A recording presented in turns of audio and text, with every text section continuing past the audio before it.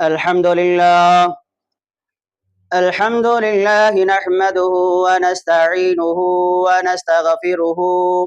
ونؤمن به ونتوكل عليه ونعوذ بالله من شرور أنفسنا ومن سيئات أعمالنا. من يهده الله فلا مضل له ومن يضلله فلا هادي له. وأشهد أن لا إله إلا الله وحده لا شريك له وأشهد أن محمدا عبده ورسوله. يا أيها الناس اتقوا ربكم الذي خلقكم من نفس واحدة وخلق منها زوجها وبث منهما رجالا كثيرا ونساء واتقوا الله الذي تساءلون به والأرحام إن الله كان عليكم رقيبا. يا أيها الذين آمنوا اتقوا الله حق تقاته ولا تموتن إلا وأنتم مسلمون. يا أيها الذين آمنوا اتقوا الله وقولوا قولا سديدا يصلح لكم أعمالكم ويغفر لكم ذنوبكم ومن يطع الله ورسوله فقد فاز فوزا عظيما. أما بعد فإن خير الحديث كتاب الله وخير الهدي هدي محمد صلى الله عليه وسلم وشر الأمور محدثاتها وكل محدثة بدعة وكل بدعة ضلالة وكل ضلالة في النار. أعوذ بالله من الشيطان الرجيم. بسم الله الرحمن الرحيم. قاف والقرآن المجيد بل عجبوا أن جاءهم منذر منهم وقال الكافرون هذا شيء عجيب أئذا متنا وكنا ترابا ذلك رجع بعيد قد علمنا ما تنقص الأرض منهم وعندنا كتاب حفيظ بل كذبوا بالحق لما جاءهم فهم في أمر مريج. أفلم ينظروا إلى السماء فوقهم كيف بنيناها وزيناها وما لها من فروج. وقال الله تبارك وتعالى في القرآن المجيد أعوذ بالله من الشيطان الرجيم. بسم الله الرحمن الرحيم. إن الصلاة تنهى عن الفحشاء والمنكر. وقال النبي صلى الله عليه وسلم عن أبي هريرة رضي الله تعالى عنه أن النبي صلى الله عليه وسلم قال سبعة يذلهم الله في ذله يوم لا ذل إلا ذله إمام عادل شاب نشأ في عبادة الله تعالى ورجل قلبه معلق في المساجد ورجل ذكر الله خاليا ففازت عيناه ورجلان تهابان في الله وتسمى عليه وتفرق عليه ورجل دعته امرأة ذات منصب وجمال قال إني أخاف الله ورجل تصدق بصدقة فأخفاه حتى لا تعلم شماله ما تنفق يمينه متفق علیہ۔ تمام قسم کی تعریف و توصیف وحدہ لا شریک خالق کائنات مالک ارض و سما کے لیے ہے۔ وہی اللہ تبارک و تعالی ہے جو مالک الملک ہے، جس کو چاہتا ہے اللہ تبارک و تعالی حکومت سے نوازتا ہے اور جس کو چاہتا ہے اللہ تبارک و تعالی حکومت سے چھین لیتا ہے، اور جس کو چاہتا ہے اللہ تبارک و تعالی عزت سے نوازتا ہے اور جس کو چاہتا ہے اللہ تبارک و تعالی ذلیل و خوار بنا دیتا ہے، اور جس کو چاہتا ہے اللہ تبارک و تعالی زندگی عطا کرتا ہے اور جس کو چاہتا ہے اللہ تبارک و تعالی موت دیتا ہے، اور جس کو چاہتا ہے اللہ تبارک و تعالی جو ہے بغیر حساب و کتاب کے رزق دینے والا ہے، اور اللہ تبارک و تعالی دن کو رات میں اور رات کو دن میں تبدیل کرنے والا ہے۔ اور جو انسان رب العالمین پر بھروسہ رکھتا ہے، یقین رکھتا ہے، تو اللہ تبارک و تعالی اس آدمی کو ایسی جگہ سے روزی روٹی پہنچاتے ہیں کہ وہ انسان تصور نہیں کر سکتا، گمان نہیں کر سکتا کہ اللہ تبارک و تعالیٰ نے مجھے کہاں سے روزی روٹی پہنچا رہا ہے۔ تو بہرحال ہم اللہ رب العالمین کی تعریف کے لیے سارے سمندروں کے پانی کو سیاہی بنا دیا جائے اور ساری زمین کو جو ہے ورق بنا دیا جائے، اور دنیا کے اندر جتنے درخت ہیں ان تمام درختوں کو کاٹ کاٹ کر کے قلم بنا دیا جائے، تو ہم اللہ رب العالمین کی تعریف لکھتے چلے، اللہ رب العالمین کی جو ہے اس کی تعریف اور اس کی کبریائی کو جو ہے لکھتے جائیں گے، تو سیاہی، قلم اور پیپر اور سب کچھ جو ہے ختم ہو جائیں گی، اور صرف اور صرف اللہ رب العالمین کی تعریف ہمیشہ باقی رہے گی۔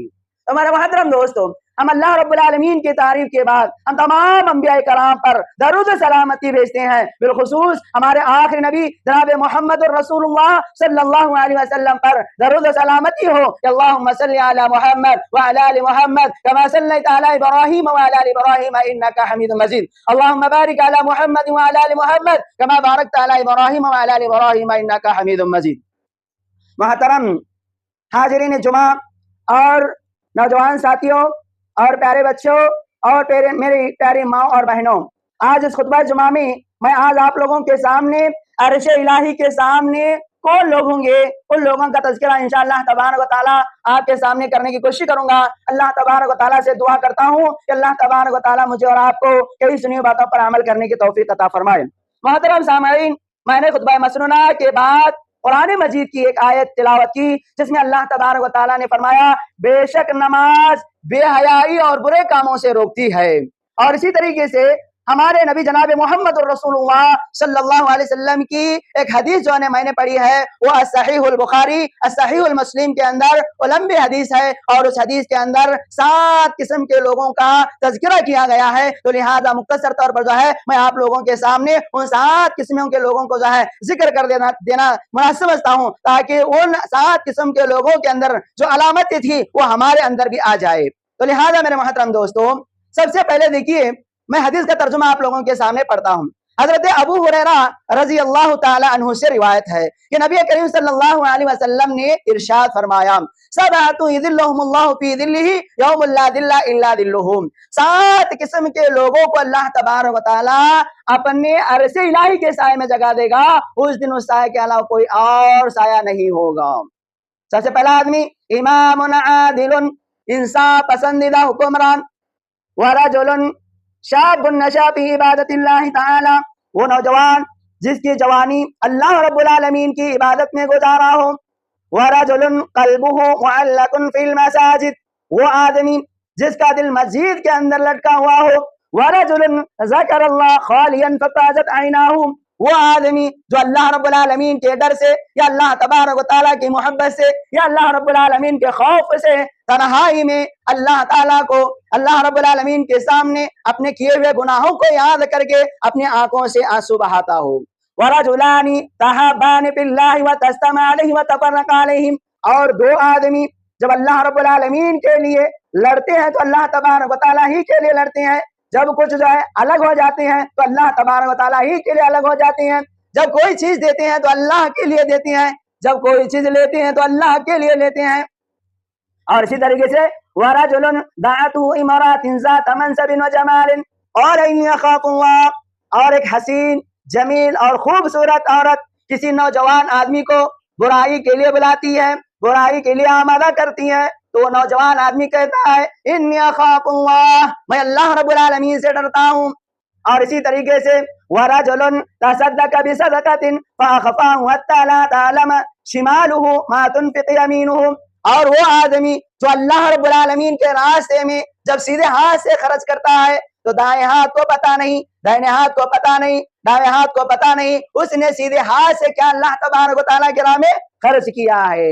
یہ 7 قسم کے لوگوں کا میں نے آپ لوگوں کے سامنے تذکرہ کیا، اور اس کے بعد اگر ہم اس کے تفسیر میں لگ جائیں گے، ایک ایک کر کے جو ہے تفسیر میں لگ جائیں گے، تو لہٰذا میرے محترم دوستو ایک آدمی کا ایک گھنٹہ لگے گا،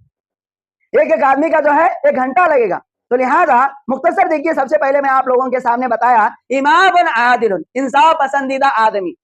جو ایک قوم کا بڑا ہوتا ہے یا قوم کا رہبر ہوتا ہے یا ایک جماعت کا امیر ہوتا ہے اور اس کے پاس انصاف کرنے کی طاقت ہوتی ہے، کوئی حکمران بڑا ہوتا ہے تو وہ جو لوگوں کے درمیان انصاف کرتا ہے تو قرآن و حدیث کو سامنے رکھ کر انصاف کرتا ہے، نہ خاندان کو دیکھتا ہے، نہ ہی جو ہے بڑے کو دیکھتا ہے، نہ ہی جو ہے چھوٹے کو دیکھتا ہے، نہ ہی جو ہے امیر کو دیکھتا ہے، بلکہ وہ صحیح فیصلہ کرتا ہے۔ اللہ کے نبی صلی اللہ علیہ وسلم نے فرمایا انصاف کرنے والے جو ہے القیامت کے دن نور کے ممبروں کے پاس ہوں گے،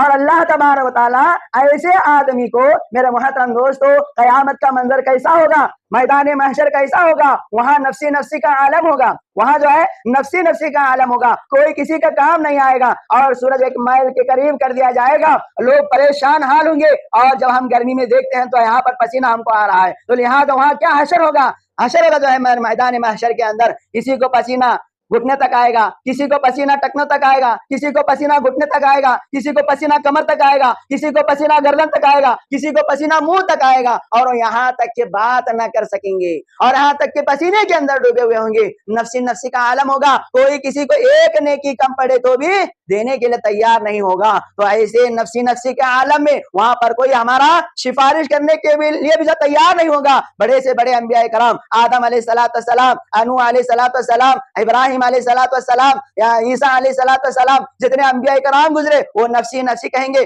امت محمدیہ ان کے پاس جائیں گے، نفسی نفسی کہیں گے، میں تمہارا کچھ بھی سفارش نہیں کر سکتا۔ ایسے عالم میں میرے محترم دوستو، آخرکار ہمارے جناب محمد الرسول اللہ صلی اللہ علیہ وسلم کے پاس جائیں گے۔ تو لہٰذا میرے محترم دوستو، وہ لمبی حدیث سفارش کے تعلق سے میرے محترم دوستو اس میں نہیں جانا چاہتا۔ تو لہٰذا ایسا حشر کا میدان ہوگا، میدان محشر کے اندر ایسی حال ہوگی، تو ایسی حالت میں اللہ تبارک و تعالیٰ کا یہ خاص سایہ ہوگا۔ اللہ رب العالمین جو ہے ایسے حالت کے اندر 7 قسم کے لوگوں کو اللہ تبارک و تعالیٰ اپنے سائے کے تلے، اپنے چھاؤں کے تلے جو ہے ان کو جگا دے گا۔ تو لہٰذا وہ جس آدمی کے اندر یہ 7 قسم کی علامتیں جو ہے جو میں آپ لوگوں کو بتایا جا رہا ہوں، وہ جس آدمی کے دل کے اندر ہوں گے یا جس آدمی کے اخلاق کے اندر وہ موجود ہوں گے، تو ان آدمیوں کو جو اللہ تبارک و تعالیٰ اپنے عرش الہی کے سائے میں جگا دے گا۔ اس دن اس سائے کے علاوہ کوئی اور سایہ نہیں ہوگا۔ پہلا کیا ہے؟ امام عادل، انصاف پسندیدہ آدمی کو اللہ تبارک و تعالیٰ اپنے عرش الہی کے سائے میں جگا دے گا۔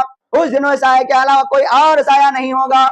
اور دوسرا آدمی شاب نشا فی عبادت اللہ تعالی، ایسا نوجوان جس کی جوانی اللہ رب العالمین کی عبادت میں گزارا ہو۔ جوانی کی عبادت اللہ تبارک و تعالیٰ کو بہت ہی پسندیدہ ہے۔ جوانی کی الحمدللہ نوجوان ساتھی ہیں، آپ جو ہے نماز پڑھ رہے ہیں، آپ کی عبادت کو اللہ تعالیٰ بہت پسند کرے گا، کیونکہ بوڑھاپے میں جو ہے انسان سب گناہ کر لیتا ہے۔ بوڑھاپے میں اللہ تبارک و تعالیٰ کی عبادت کرنے لگ جاتا ہے، اس ٹائم جو اس کا رکوع اور اس کا سجدہ صحیح سے ادا نہیں ہوگا۔ جوانی کے اندر جو ہے تمام خواہشات نفس کو ترک کرتے ہوئے اللہ رب العالمین کی عبادت کرتا ہے، تو ایسی جوانی کی عبادت اللہ تبارک و تعالیٰ کو بہت ہی پسندیدہ ہے۔ اور اسی طریقے سے اللہ کے نبی صلی اللہ علیہ وسلم نے فرمایا 5 چیزیں آنے سے پہلے غنیمت جانو۔ ان میں سے ایک، جوانی کو بوڑھاپا آنے سے پہلے غنیمت جانو، جوانی کی قدر کرو، جوانی کے اندر اللہ تبارک و تعالیٰ کی عبادت کرو۔ جب بوڑھاپا آ جائے گا تو جو ہے میرے محترم دوستو، ہم اللہ رب العالمین کی عبادت صحیح طریقے سے نہیں کر سکتے۔ اس لیے جوانی کی ایک عبادت بوڑھاپن میں جو ہے 70 عبادتوں کے برابر ہے۔ تو لہٰذا میرے محترم دوستو، جوانی کے اندر اللہ رب العالمین کی عبادت کرنا اللہ تبارک و تعالیٰ کو بہت ہی پسندیدہ ہے، اور اللہ تبارک و تعالیٰ ایسے نوجوان کو اپنے عرش الہی کے سائے میں جگا دے گا، اس دن اس سائے کے علاوہ کوئی اور سایہ نہیں ہوگا۔ وَرَجُلٌ شَابٌ نَشَأَ فِي عِبَادَةِ اللَّهِ تَعَالَى وَرَجُلٌ قَلْبُهُ مُعَلَّقٌ بِالْمَسَاجِدِ، وہ آدمی جس کا دل مسجد کے اندر لٹکا ہوا ہو۔ الحمدللہ کچھ ساتھی ایسے ہیں الحمدللہ 5 ٹائم کی نماز ادا کرتے ہیں، اور جو ہے کیونکہ اللہ کے نبی صلی اللہ علیہ وسلم کی ایمان کی علامت تھی، یعنی وہ آدمی جب فجر کی نماز پڑھ لیتا ہے پھر ظہر کی نماز کا انتظار کرتا ہے، جب ظہر کی نماز پڑھ لیتا ہے تو عصر کی نماز کا انتظار کرتا ہے، جب عصر کی نماز پڑھ لیتا ہے تو مغرب کا انتظار کرتا ہے، جب پھر مغرب کی نماز پڑھ لیتا ہے تو عشاء کی نماز کا انتظار کر دیتا ہے۔ اگر کوئی آدمی 5 ٹائم کی نماز پڑھ لیتا ہے تو اللہ کے نبی صلی اللہ علیہ وسلم نے فرمایا وہ پورا دن جو ہے نماز کے اندر شمار کیا جائے گا۔ اور ایسے آدمی کو اللہ تبارک و تعالیٰ عرش الہی کے سائے میں جگا دیں گے، اس دن اس سائے کے علاوہ کوئی اور سایہ نہیں ہوگا۔ تو لہٰذا جس کا دل مسجد کے اندر لٹکنے کا مطلب یہ ہے کہ جب انسان جو ہے نماز پڑھ لینے کے بعد پھر جو ہے اس کو ظہر کی، عصر کی، مغرب کی، عشاء کی فکر ہوتی ہے کہ میں جو ہے نماز کو ادا کروں۔ تو لہٰذا 5 ٹائم کی نماز پڑھنے والے کو اللہ تبارک و تعالیٰ اپنے عرش الہی کے سائے میں جگا دیں گے، اس دن اس سائے کے علاوہ کوئی اور سایہ نہیں ہوگا۔ وَرَجُلٌ ذَكَرَ اللَّهَ خَالِيًا فَفَاضَتْ عَيْنَاهُ، وہ آدمی جو اللہ رب العالمین کے ڈر سے یا اللہ تبارک و تعالیٰ کی محبت سے یا اللہ تبارک و تعالیٰ کی خوف سے تنہائی میں، تہجد میں، اکیلے میں جو ہے اپنے گناہوں کو یاد کر کے اپنی آنکھوں سے آنسو بہاتا ہو۔ کیا کرتا ہے؟ تنہائی میں اکیلے میں بیٹھ کر، کوئی دیکھنے والا نہیں ہے، نماز پڑھ رہے ہیں تو ہمارا آزو بازو دیکھنے والا ہوتا ہے، تو بہت سارے لوگ جو ہے ریاکاری کے واسطے، دکھاوے کے واسطے نماز پڑھتے ہیں، لیکن تنہائی کے اندر جو ہے نماز پڑھتا ہے، اکیلے میں ہوتا ہے، اور اس وقت اپنے گناہوں کو یاد کر کے جو ہے آنکھوں سے آنسو بہاتا ہے، تو ایسے آدمی کو اللہ تبارک و تعالیٰ عرش الہی کے سائے میں جگا دے گا، اس دن اس سائے کے علاوہ کوئی اور سایہ نہیں ہوگا۔ کیونکہ آنکھوں سے آنسو بہانا، اور اللہ کے نبی صلی اللہ علیہ وسلم نے فرمایا اس آدمی کی آنکھ کو جہنم کی آگ نہیں چھوتی جو اللہ تبارک و تعالیٰ کو ڈر کر جو ہے اپنے آنکھوں سے آنسو بہاتا ہے۔ تو لہٰذا میرے محترم دوستو، اور اسی طریقے سے اللہ کے نبی صلی اللہ علیہ وسلم فرماتے ہیں وَرَجُلَانِ تَحَابَّانِ فِي اللَّهِ وَتَجْتَمَعَ عَلَيْهِ وَتَفَرَّقَ عَلَيْهِ، اور دو آدمی دین کے بارے میں لڑتے ہیں، دین کے بارے میں، قرآن و حدیث کے بارے میں جو ہے قرآن و حدیث سے لڑتے ہیں، صحیح رہے تو صحیح، غلط رہے تو غلط، جو قرآن سے ہے جو حدیث سے ہے تو ہم اس مسئلے کو لے لیتے ہیں، جو قرآن اور حدیث سے نہیں ہے اس مسئلے کو ہم چھوڑ دیتے ہیں۔ تو لہٰذا میرے محترم دوستو، جب ہم لڑتے ہیں تو اللہ تبارک و تعالیٰ ہی کے لیے لڑتے ہیں، جب جو ہے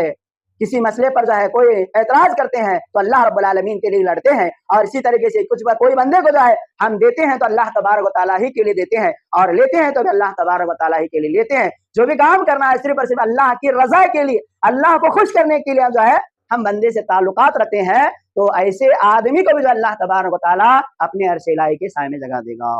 اور اسی طریقے سے اور دو چیزیں انشاءاللہ بتا کر میں خود ختم کروں گا۔ وَرَجُلٌ دَعَتْهُ امْرَأَةٌ ذَاتَ مَنْصَبٍ وَجَمَالٍ قَالَ إِنِّي أَخَافُ اللَّهَ، وہ نوجوان آدمی کو جب کوئی حسین اور خوبصورت اور بڑے خاندان والی عورت برائی کے لیے بلاتی ہے، جناکاری کے لیے بلاتی ہے، برائی کرنے کے لیے بلاتی ہے، تو وہ کہتا ہے انی اخاف اللہ، کیا کہتا ہے وہ؟ انی اخاف اللہ، میں اللہ سے ڈرتا ہوں، اللہ نے ہمیں اس کام کو کرنے سے حرام کیا ہے۔ تو لہٰذا میرے محترم دوستو، نوجوان ساتھیوں،